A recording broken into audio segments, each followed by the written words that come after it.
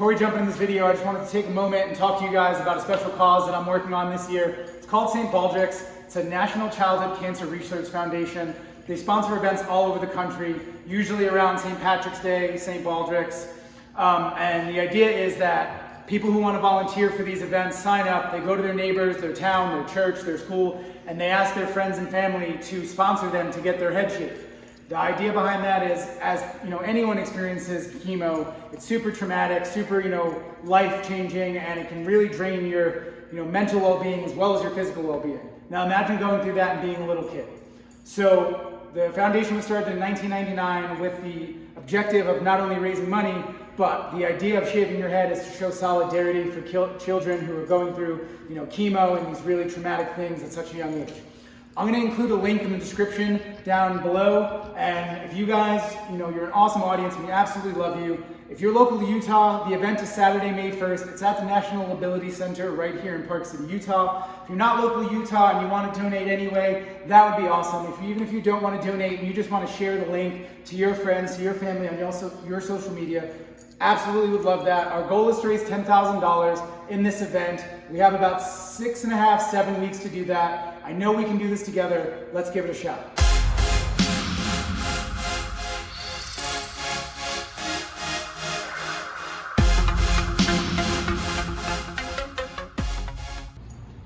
What's up, folks? So we had no idea what to shoot this week for YouTube. Everything's pretty tame here at the shop. Everything's pretty quiet, and that's generally our best days. A lot of the times, we don't have content to shoot, and we do our best to work with the animals as they work with us, but we generally don't just want to shoot content for the sake of shooting content unless we can offer some sort of personal insight, educational value, something that really adds benefit and adds value to our community and to our followers, or for our followers. So I decided that I was going to do a little meet the team video, and usually you guys don't see me at all. I'm behind the camera, but Weston is out of town today and he's doing some other stuff, so we need to shoot some content, and here I am. So I figured I'd talk a little bit about how I got here working in Utah at Wildfire Retics, and a little bit about my history with snakes and how I feel about them, and some things that I've kind of had to deal with while working in the reptile industry and kind of apprenticing under Weston and figuring out if this was going to be something that I would even be good at, let alone enjoy. So I'm from New York originally, grew up in New York City in the 5 boroughs, lived in almost all of them at some point in my life. I went to the military when I turned 17. I was a tanker by trade. I drove an Abrams tank. And after a little over 4 years in the military and 2 deployments to Iraq, I came home in one piece, thankfully. And I decided that I was going to go to college on that awesome GI Bill. If any of you guys watching this, guys or gals, are vets or plan on getting out of the military or joining the military, the new post 9/11 GI Bill is absolutely amazing. Please take advantage of it. So after college, I went to college in New York. I did my undergrad at Columbia in New York City, and I went to school for political science, thought that I was going to go be a lawyer. And about 2 months before graduation, a buddy of mine called, and he was living in Colorado at the time, a buddy of mine from New York, said, "Hey, I'm starting this company, I'm gonna grow cannabis, do you wanna get involved with me?" And I said, "Sure, man, sounds great." And that wound up not being such a genuine offer, unfortunately. And so that kind of left me with nothing to do. I had no idea what I was gonna do with my life. I was just finished college, military, kind of didn't really have any sort of plans. And then, thankfully, I met Weston. And Weston took me under his tutelage, and in a lot of ways, he was a very good friend, or is a very good friend, is a great mentor, and we started working together growing cannabis, and we did that. And if you guys haven't watched the video where he does this and he introduces himself and talks about his story, I recommend you do that. I won't rehash the same story, but that venture came to an end, and then we got into retics. Now, he had always been a retic guy. He had always been a guy with some snakes, and every time we would hang out and I would go to his house, he would, get one of his large, 15, 16-foot snakes out he had at the time, and I thought he was out of his damn mind, frankly. And then after our cannabis venture came to an end, he got heavy into the retic and reptile world, and I moved back from where I had been living to Colorado in 2019, and I kind of had another sink or swim moment in my life where we were figuring some things out, and trying to figure out how we were gonna make our business work and what we were gonna do and all, you know, the million things that run through your head after something happens. And he kind of propositioned me with, hey, you should come work with these retics with me. And I was like, I don't know, man, that's pretty ridiculous. Have you seen those things? And obviously, as you can see now, I've gotten over that fear. This is Sunkissed. He is one of my absolute favorites in this collection. Here, come. He is, don't really know his genetics off the top of my head. That's more Western department, but I know he's absolutely stunning. And he is more or less pretty friendly.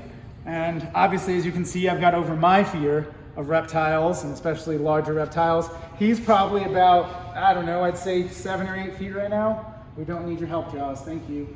Go.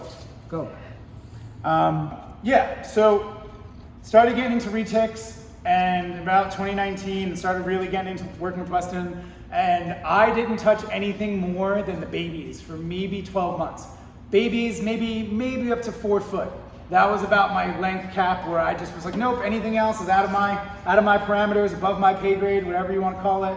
And it took me probably another 6 to 8 months before I really started delving into, let's say, snakes that are 5 feet to 10, 12 feet. And even then, it was kind of a real barrier for me, a real mental barrier to say, okay, we're gonna mess with, you know, the big snakes now. We're gonna, you know, some of these, like the ones you see behind me and some of the ones over there.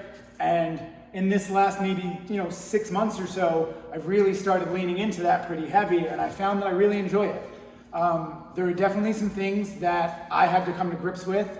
We'll cut a clip in right after this that you'll see our food just got delivered, and that's something I talk about a little bit. So if you're ever gonna deal with large reptiles, large pythons, any sort of animal that's very, you know, carnivorous, part of what you're gonna have to deal with is getting feeders.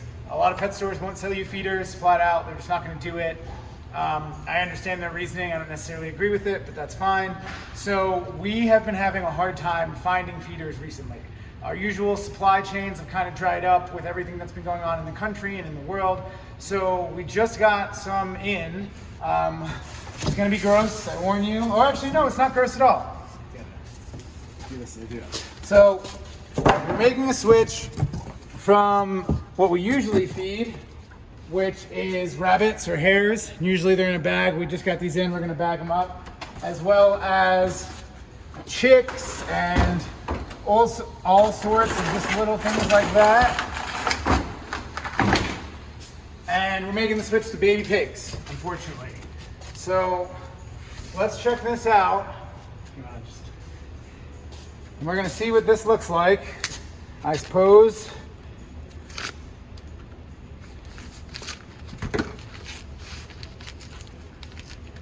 So this is supposed to be 2 pounds.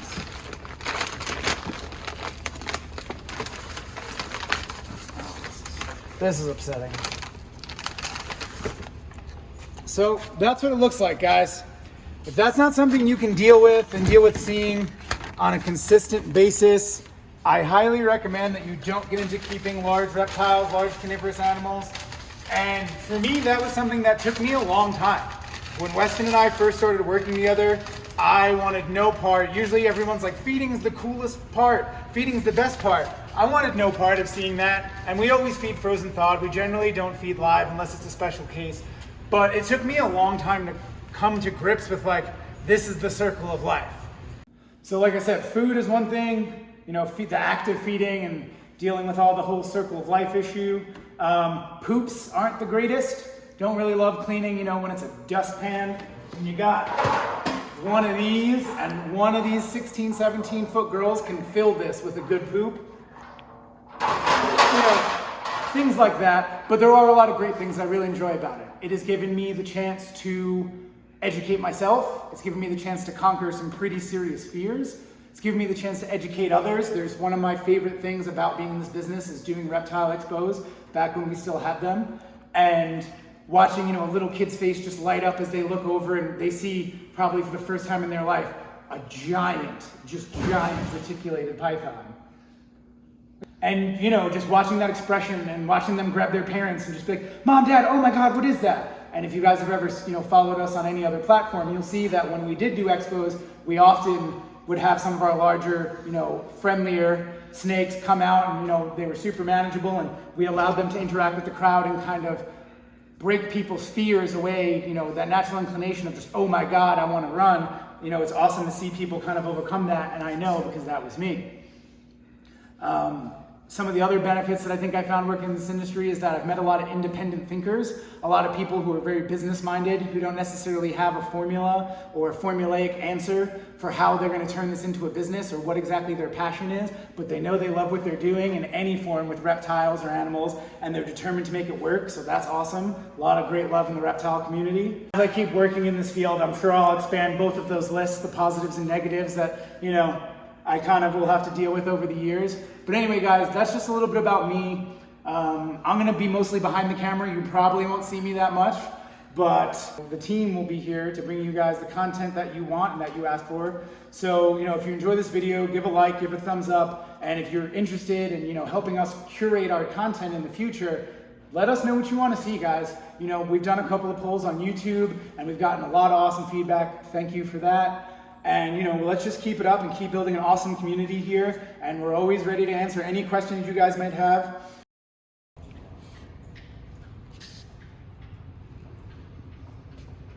Good.